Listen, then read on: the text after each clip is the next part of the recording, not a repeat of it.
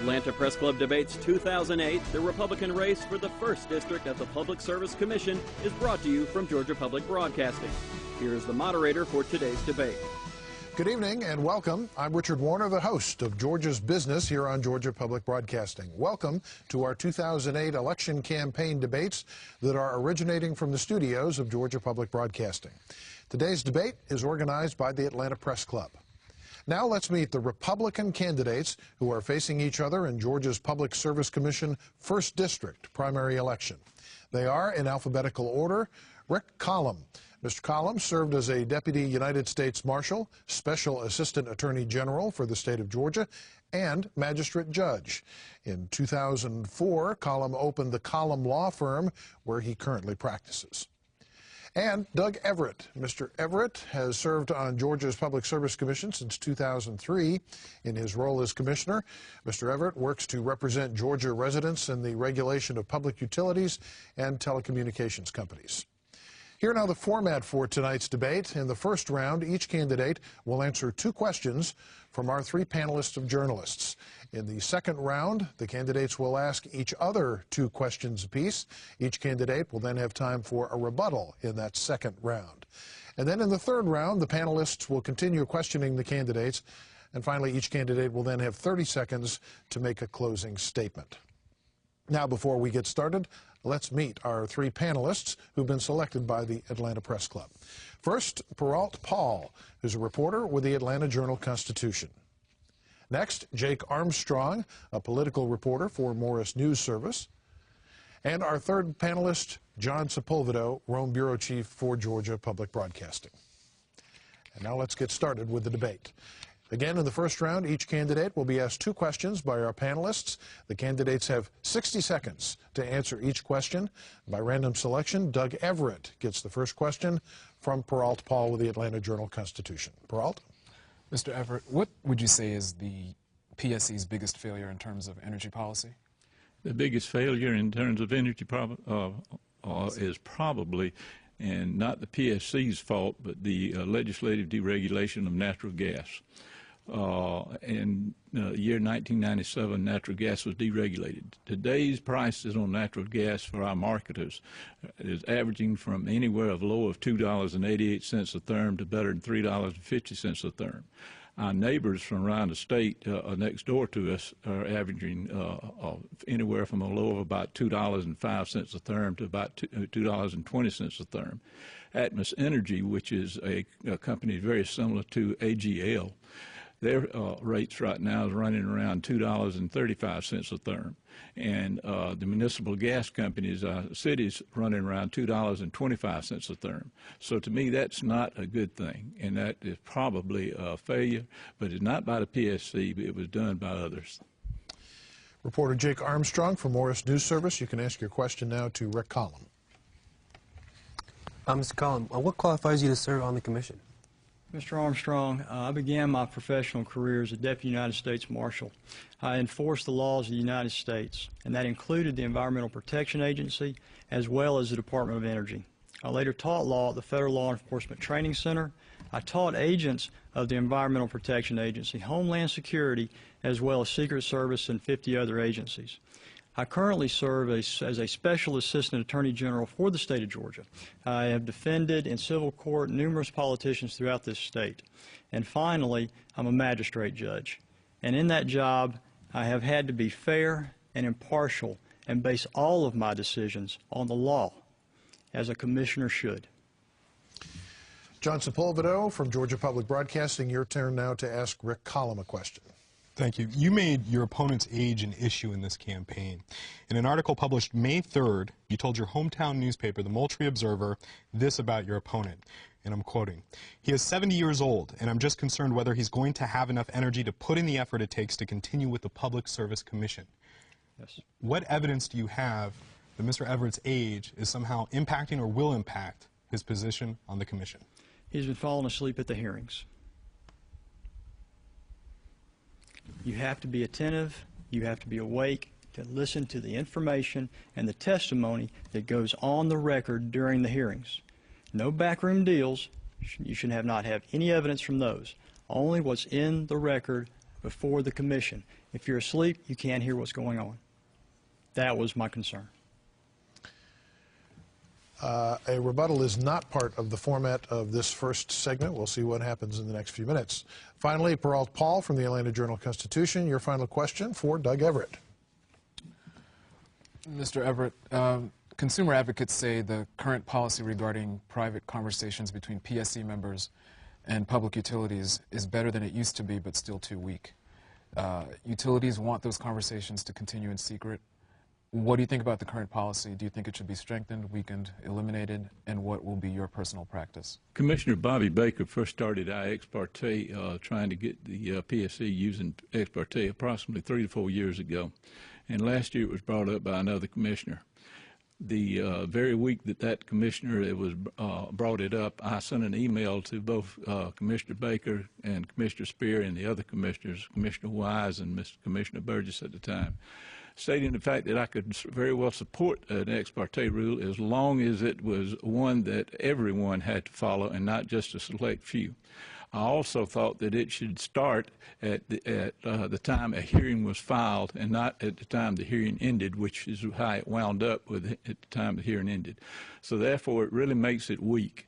It should have started at the time the hearing ended, but yet the other commissioners would not go along with that, including both Commissioner Baker, Commissioner Spear, Commissioner Wise, and so that therefore is weak, and it should have started at the time the hearing was made.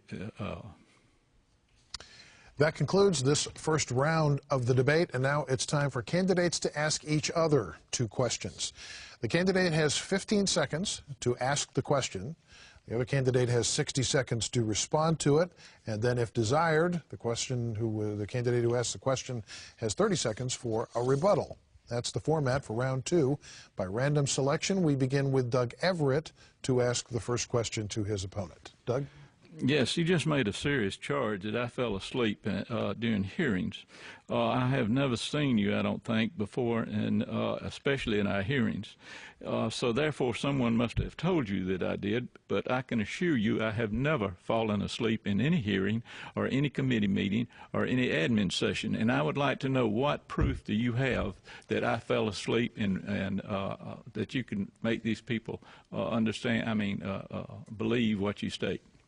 Mr. Everett, I've attended these commission hearings, and I'm hurt that you don't remember who I am. But like I said right before we started this debate, Bob Middleton and I know you through him. And I know you may have forgotten about that, but we have met before, and I have witnessed you fall asleep at the hearings. If you choose, you have 30 seconds to rebut that statement. I can assure the people I have never fallen asleep at a committee hearing, and I have been very attentive at all meetings, and I attend all hearings. I think I have probably missed 2 in the last 5.5 years where I was able to attend. But I can assure the people that I have never fallen asleep. There is no proof that I have ever fallen asleep. He does not sit up on the beach. If he has been at a hearing before, it was maybe to 1 or 2. And for the last 5.5 years, I can assure you that I, and nobody can prove this, that I have never fallen asleep in a hearing. And I have always participated and asked questions, and if I was asleep, I couldn't do that. Collum, you may now ask your question of Doug Everett. Thank you. Mr. Everett, over 95% of your campaign contributions comes from people who are affiliated with the utilities you regulate.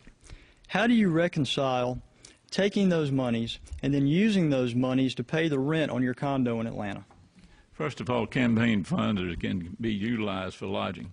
Second, the fact that we have 4 panelists sitting in front of us right now, and if anyone would raise their hand that's ever given to a public service commission race, I wish they would do so.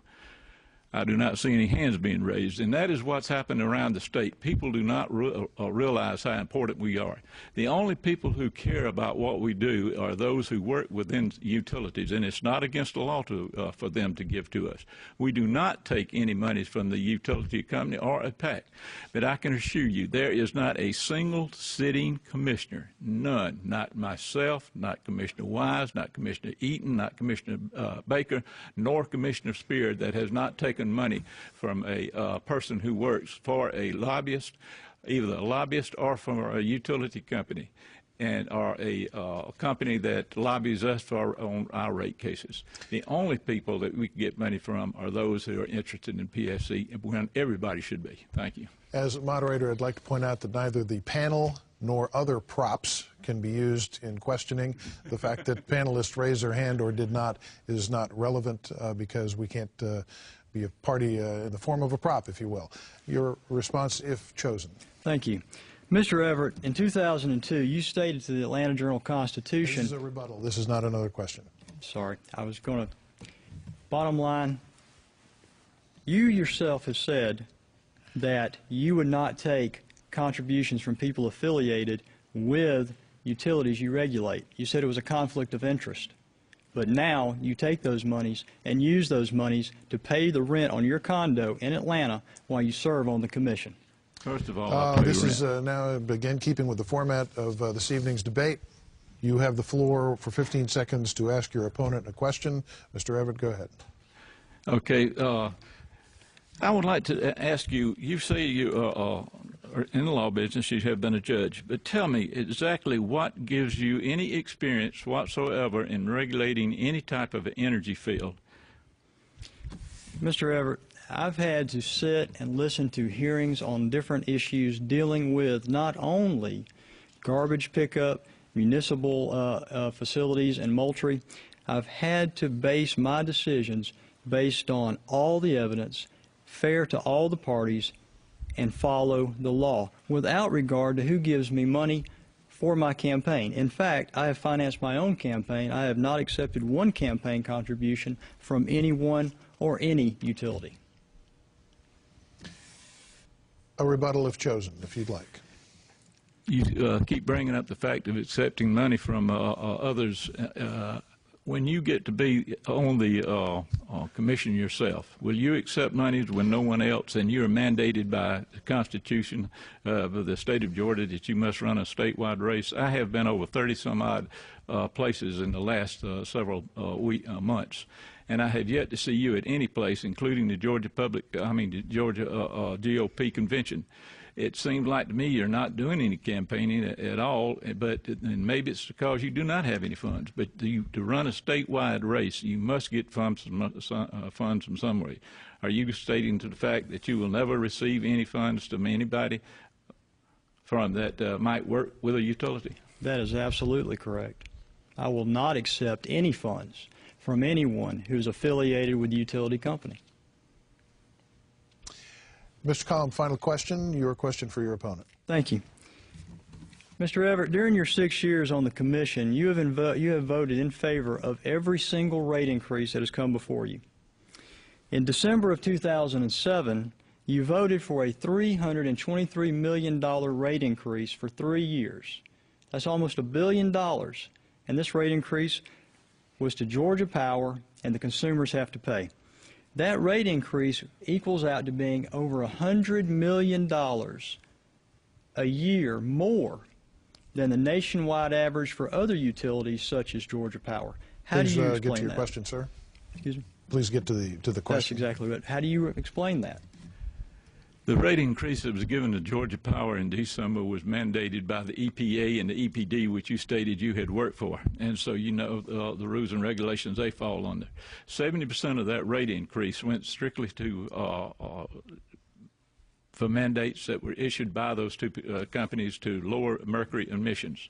So that had to be given, whether we wanted to or not. The other 30% went for infrastructure changes to Georgia Power Company because of the growth of the state of Georgia. We cannot sit back and let the people not have utilities when it is needed. The state of Georgia is the 6th fastest growing state in the United States. Atlanta metropolitan area is the 2nd fastest growing city in the United States. Infrastructure must be increased continually, and that funds went, the other 30% went to the infrastructure change. No time and no money was given to the profits of Georgia Power. We did not raise their profits one bit.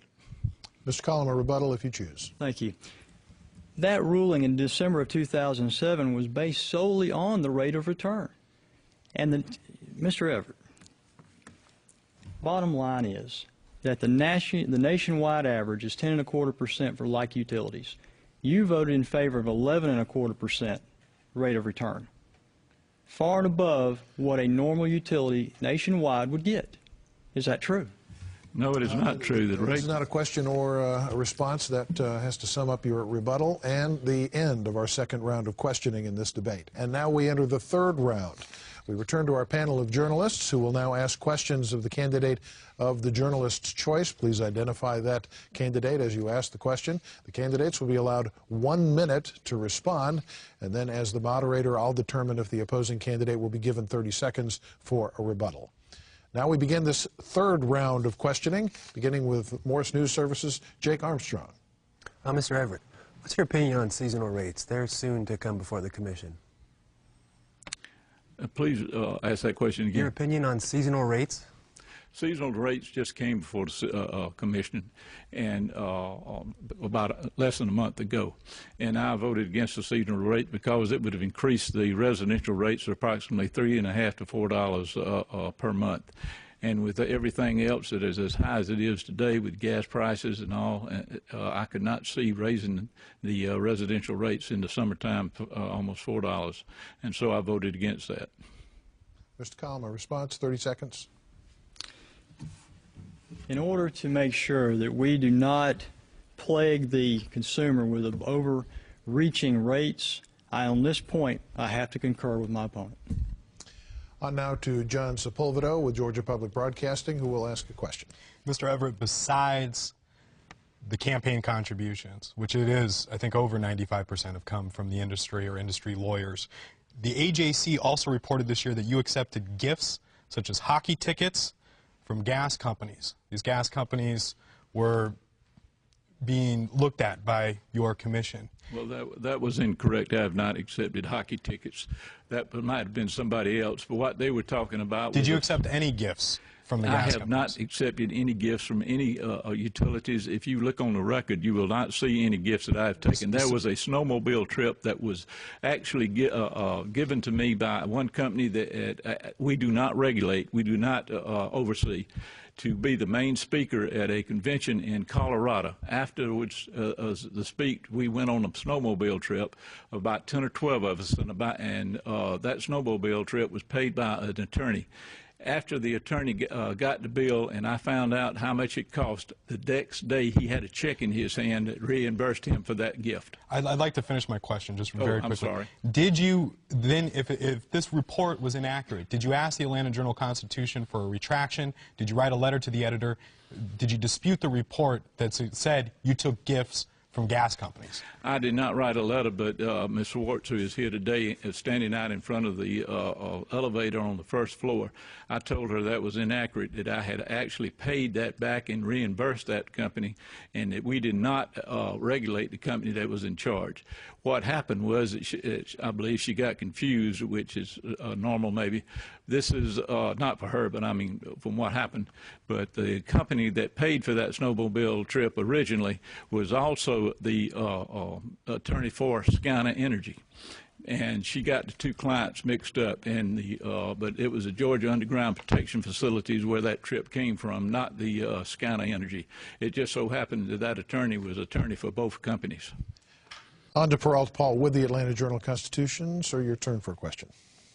Mr. Everett, to piggyback on the campaign contributions from folks associated with the public utilities, if you accept money from those people, why should voters have confidence that you will be a fair and impartial judge?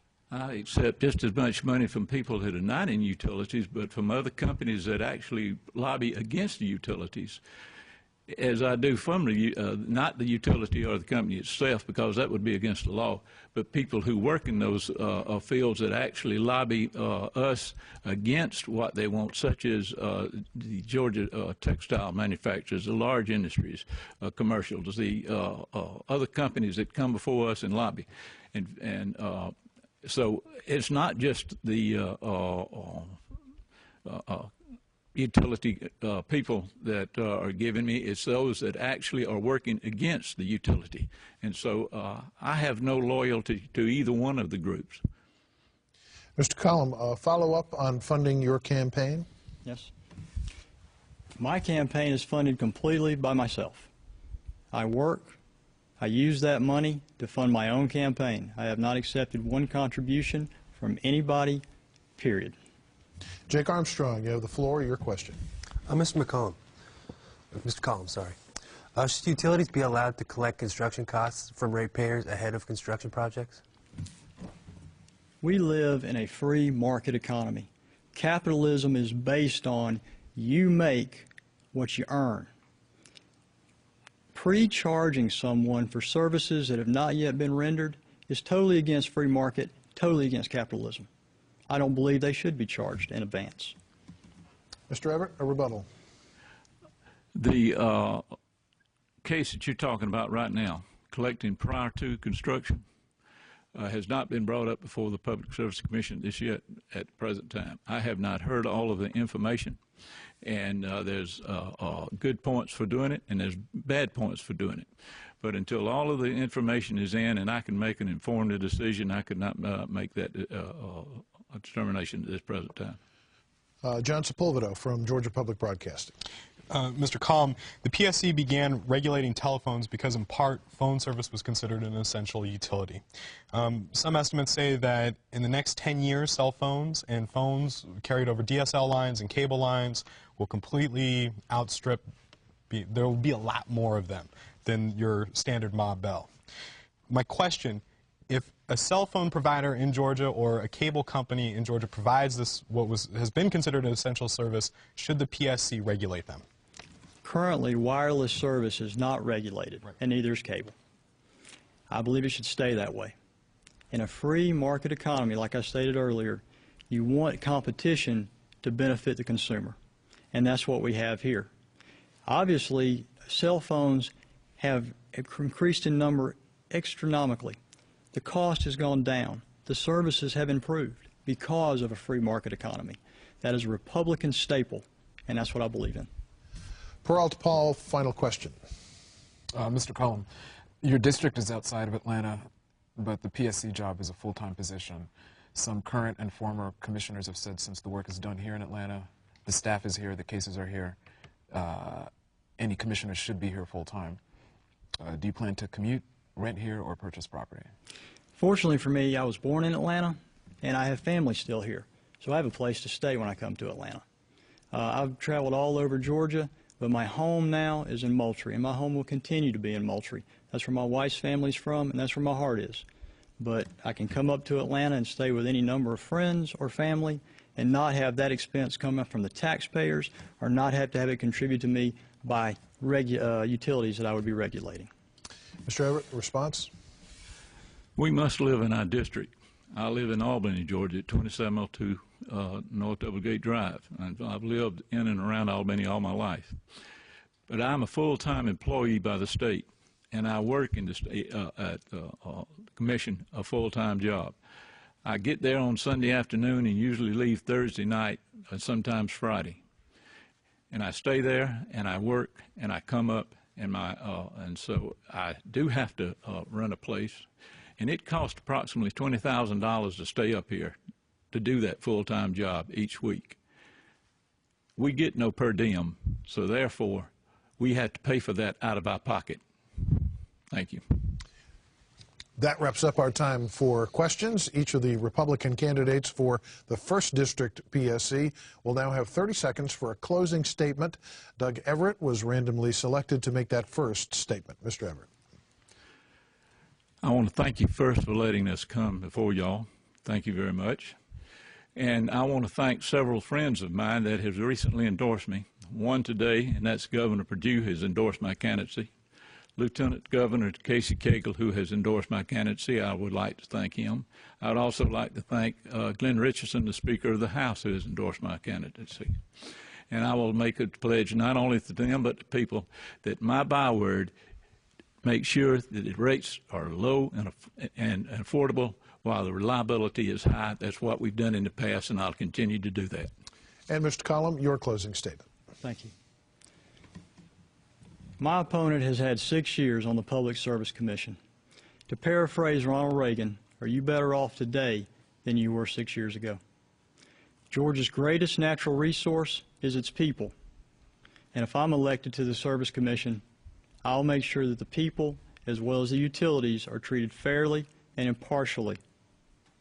Thank you.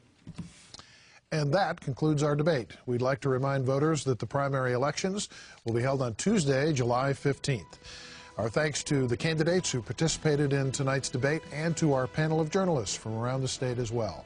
We'd also like to thank the Atlanta Press Club for arranging the debate that you've just seen or listened to. For more information about the Atlanta Press Club, you can visit their website at atlantapressclub.org. The debates that air on Georgia Public Broadcasting will be archived on that Atlanta Press Club website. For now, I'm Richard Warner. For all of us at Georgia Public Broadcasting, thanks for joining us for this primary election debate. This program was funded in part by a grant from the late Tom Watson Brown and by supporters of Georgia Public Broadcasting. Thank you.